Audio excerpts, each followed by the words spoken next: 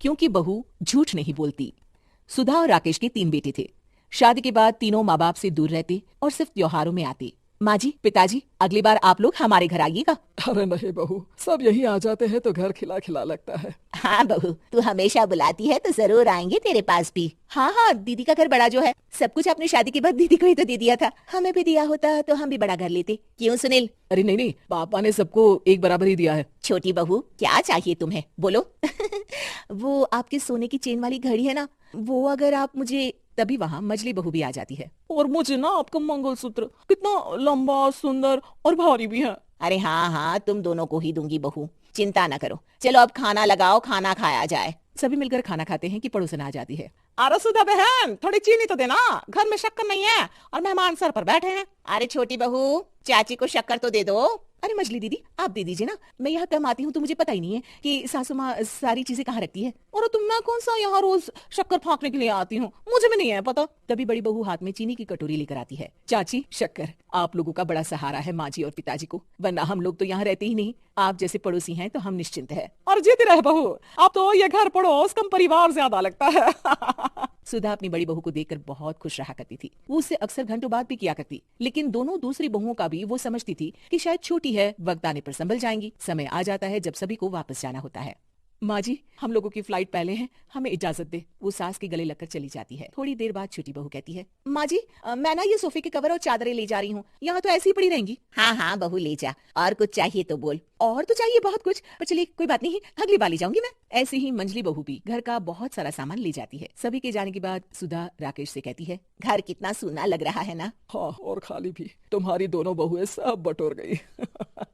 अरे ठीक है ना, हम दोनों ही तो हैं, कितना सामान लगेगा। फिर उन लोगों की नई गृहस्थी, इतना मत सोचा करे। समय बीतता है। ऐसे ही हर साल त्योहारों में सुधा और राकेश के बच्चों की बहू आते और जाते वक्त ढेर सारा सामान पैक कर कर ले जाती। लेकिन कुछ ही सालों में सुधा का देहांत हो जाता है। पिताजी, आप यहाँ अकेले क्या करेंगे? हम लोगों के साथ चलिए। अरे नहीं नहीं बहू, इस घर में सुधा की यादें हैं, मैं उसे नहीं छोड़ सकता हूँ। अब तुम लोगों की माँ नहीं रही। देख लो, वैसे तो मैंने उसके जीते जी सब कुछ दे दिया है, लेकिन कुछ उसका पर्सनल कीमती सामान था जो ये है, ले लो। सामान में होती है एक घड़ी और एक मंगलसूत्र। माँ जी ने कहा था कि वो ये घड़ी मुझे देंगी। हाँ हाँ, पिताजी, माँ ने सबके सामने ये घड़ी सरिता को देने के लिए कहा था। उठा लो सरिता माँ की घड़ी। अब क्या था, छोटी बहू फट से घड़ी उठा लेती है। और पिताजी, ये मंगलसूत्र तो माँ ने मुझे ही देने को कहा था, याद है ना? वो सभी की ओर इशारा करती है। तू भी ले ले ये हार बेटा, कोई बात नहीं। मंजली फटाक से हार उठा लेती है। ससुर बड़ी बहू की तरफ देखते हैं। तुझे क्या दूं बेटा? पिताजी, माँ ने एक चीज मेरे लिए भी रखी है। सभी के कान खड़े हो जाते हैं कि आखिर सास ने क्या रखा होगा बड़ी के लिए। अरे माँ जी तो दीदी से प्यार भी ज्यादा ही करती थी, हमेशा उनसे बात किया करती। जरूर कोई बड़ी और अपनी प्रिय चीज दी होगी दीदी को। और देख लेते हैं ना, वरना तो हम भी बराबर का बंटवारा करेंगे।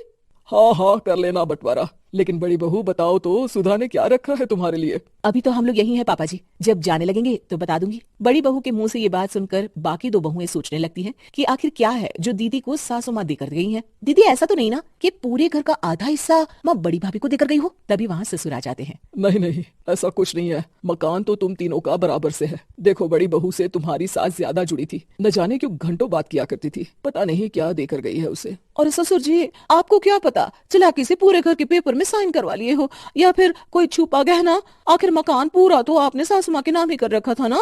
अब घर में ये सस्पेंस बन जाता है कि आखिर बड़ी बहू क्या लेकर जाएगी। फिर वो दिन भी आ जाता है जब बड़ी बहू के जाने का समय हो जाता है।